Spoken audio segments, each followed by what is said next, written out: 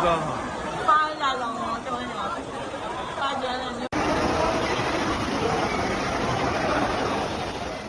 people running through the mall were aiming for the iPhone 13 when 500 units were offered on the iPhone 13's opening day in a mall in Xi'an. Previously, when the iPhone 13 became available for pre-order on September 17th, Apple's official website in China was flooded with more than 5 million pre-orders, leading to a crash. The first batch of pink iPhones sold out within 3 minutes. It once made the media lament that young people in China have abandoned their patriotism for an American product, an iPhone.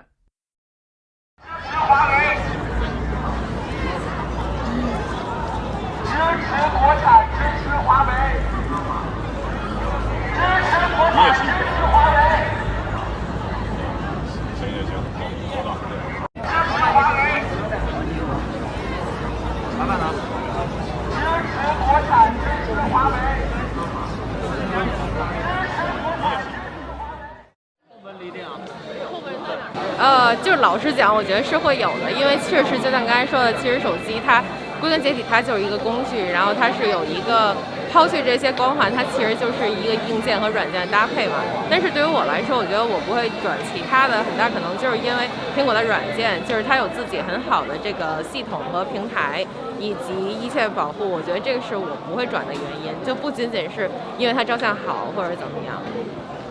我觉得我身边一朋友就是，当然也有华为粉，也有那个苹果粉，但是就各有所需嘛。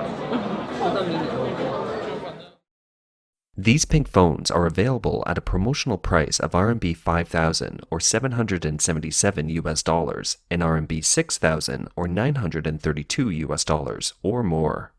Xi'an is a city that falls somewhere below the first-tier cities and above the second tier in China.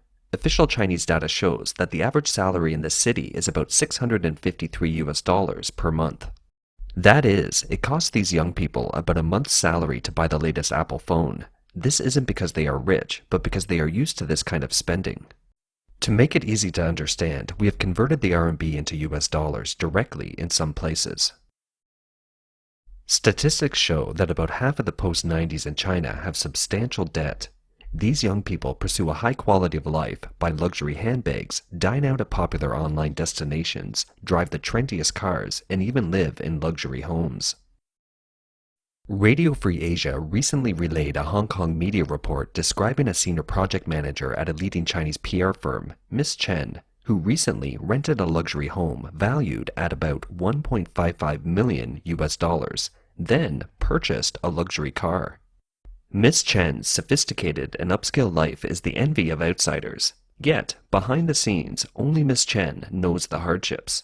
She said, the monthly rent of about $3,100 US dollars, car consumption of at least $4,000 to $8,000 US dollars a year, plus other household items, I spend all my salary, but it's not enough. I have to rely on credit cards and overdraw. I am poor and can only make the minimum payments on my credit cards every month. I see the interest grow, but I'm already trapped and can't do anything about it. Consumer loans are becoming increasingly popular in China. This type of loan is issued to individual consumers for various purchases. The financial companies that issue these loans have been proliferating since their emergence in China in 2013. The vast majority of these online loans are actually a form of loan sharking, but in a hidden and deceptive form that many first-time users find difficult to identify and are easily tempted to use. There are many online articles in China with titles like, "How many young people are being drained by online loans?" One of the articles describes the experience of a white-collar worker in China's first-tier city, Shenzhen. He makes 7,000 RMB a month. He said, in the second half of 2017, I started borrowing online loans to make ends meet. The first one felt easy. The money came easy, and the most important thing was that I didn't have to borrow money from friends and family. But 6 months later, the young man had racked up about 20,000 US dollars in debt. His life changed completely. He said, I was anxious every day, holding my cell to calculate which platforms to pay back on which days. 30 days a month for every 2 days, I have to make a payment to one loan. In retrospect, it wasn't a life of a human being at all. I was sleepless at night. Finally, with the help of his family, he spent a year and 8 months to pay off the online loans. The birth of the post-85s and post-90s in China coincided with the widespread implementation of the one-child policy in China. The majority of these young people are the only child at home. They are known as the little emperors of the family. Their material needs tend to be catered by their family, and consumer culture has flourished in China. Whether it's a traditional Chinese holiday or a Western holiday, they are all shopping festivals. And it's not enough. More holidays have been created for shopping, such as the June 18th Shopping Festival and the November 11th Mega Sale Day. 我们平均1分钟呢就能销售出10多件的首饰。我们销售最好的像这个婚庆啊，这个古法呀、钻石珠宝啊。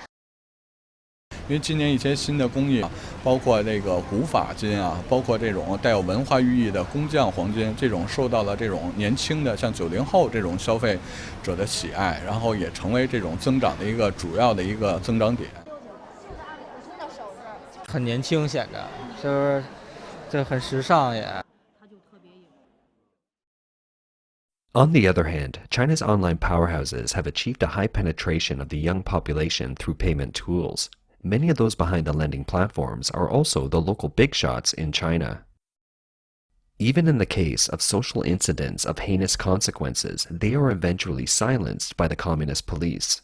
In the various shopping festivals, e-commerce giants that also operate their own lending programs will market a variety of installment loan options to consumers.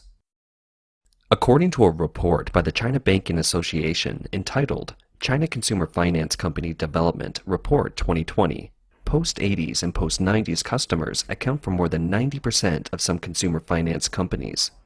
Among them, the proportion of post-90s customers is generally around 50%. In addition, the post-millennial has also become one of the target customers for consumer loans, and most of them are still students without a stable source of income. Nielsen's report on the debt status of young Chinese consumers in 2019 showed that 86.6% of young Chinese people used credit products. Only 42.1% of them used consumer credit and paid it off in the same month, which means that more than half are in debt because they can't pay off their loans on time. A recent HSBC survey shows that the debt-to-income ratio of China's post-90s generation is 18.5 to 1, with the group owing more than $17,433 per capita to various lenders and credit card issuers. After deducting mortgages, the vast majority of this debt is due to overspending. If we estimate an income of $700 per month, it would take these young people 2 years to pay off just the principal without eating or drinking. On one social media platform in China, there was a group called Debtors Alliance where you can find posts like, "Born in 94, 100,000 RMB in debt, confessed to my dad today," or 27 years old, 600,000 RMB in debt, ready to fully default for the first time today, or 160,000 in debt, earning 4,000 a month, now starting to think about my debt and my future plans for paying them. Judging from the content of the posts, these people have experienced fraud, investment, or business failure, but the most common reason is overspending. The consumer culture of buy this month and pay next month is making many young people's debt grow like crazy. When their income isn't enough to repay the debt, they can only borrow to feed the loan. In March 2021, China's influential digital media outlet specializing in financial and business news reported the experience of several college students with online loans. They began the journey using the loan to tip game hosts, play video games, or pay for cosmetic surgery. A third-year college student said, "What impressed me most was that I borrowed 7,000 RMB and had to pay back 10,000. I went ahead and borrowed from this loan shark in order to buy sneakers. On the third day of the loan, the other party frantically called me non-stop and threatened me for repayment." Another female university student said, "In this campus, everyone is trendy in what they eat, dress, and use. Even the electronic products they use are the latest iPhone, iPad. Although I used the latest Android phone, I felt bad because it was much cheaper compared to theirs." She later borrowed 21,000 RMB to buy the latest iPhone and cosmetics. There was another story where a college student quickly depleted his savings because of his girlfriend. He ended up using an online loan for emergencies. He said, "My monthly income wasn't enough to cover the expenses of the relationship, so I borrowed money from this online platform in order to repay it. But the relationship didn't last long because I couldn't buy her a new Apple phone as a gift one day. She got angry, accusing me of not caring, and broke up with me." In a popular survival series from South Korea called Squid Game, 456 people who are heavily in debt will play 6 games with their lives on the line to win a massive cash prize. After watching it, Radio Free Asia reported that many young Chinese commented, "My debt rate is at the level that I want to play Squid Games all the time." The most notorious borrowing tragedy by young Chinese is the so-called nude loan, in which lenders replace the IOU note with a nude photo of the woman holding her ID card. When a default occurs, the lender threatens to release the nude photos and contact the borrower's parents for the debt. In December 2016, such IOUs or intimate photos of 167 female university students were leaked on Baidu, the equivalent of Google in China. Chinese media reported that some girls or their parents committed suicide as a result. Online loans, which emerged in 2013 and now target young people, can be found everywhere in China, with advertisements bombarding the country. It wasn't until March 2021 that the China Banking Regulatory Commission and other agencies officially banned campus loans and disallowed online lenders from providing credit to college students. Its effectiveness has been questioned due to other factors, such as the proliferation of underground online lending. In 2020, Chinese media reported that a 27-year-old female accountant in China embezzled about $850,000 US. Instead of buying a house or a car, this woman spent it all on online shopping.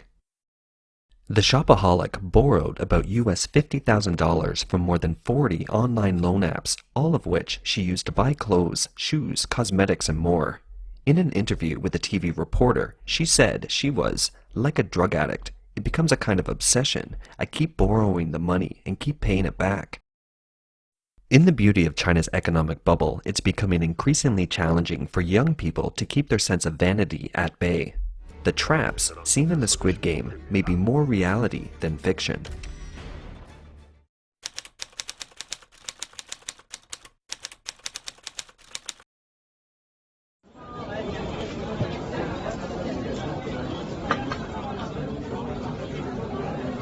把这个原封的贴纸给它贴到包装盒上面就可以了。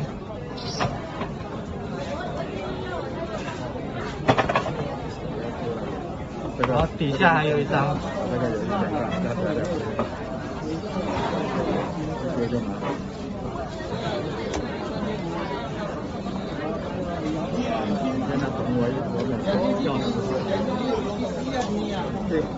就是一直对不了那种假的东西，跟你手上所做的动作是一样的，确实上自己或者对我干。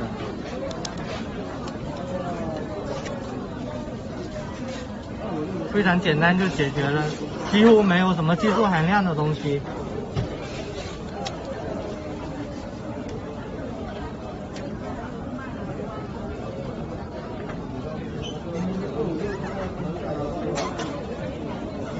搞定了，就这样一台原封的苹果13 Pro Max哦，搞定了，这就是华强北。 삶의 벼랑 끝에 서 계신 분들입니다. 무궁화 꽃이 피었습니다입니다. 그 옛날에 어릴 때 하던 거 말이에요?